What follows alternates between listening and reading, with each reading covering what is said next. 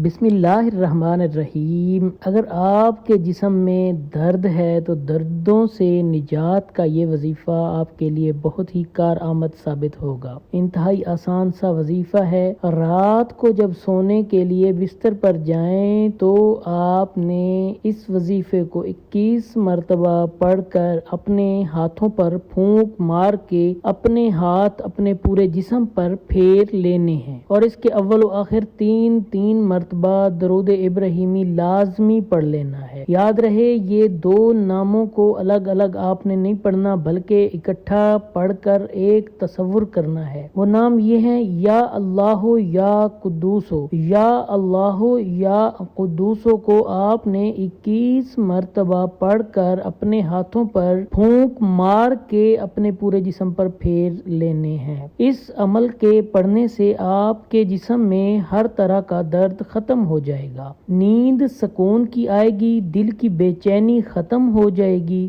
یہ عمل آپ نے 1 یا 2 دن نہیں کرنا بلکہ آپ نے اس عمل کو اپنی زندگی کا معمول بنا لینا ہے۔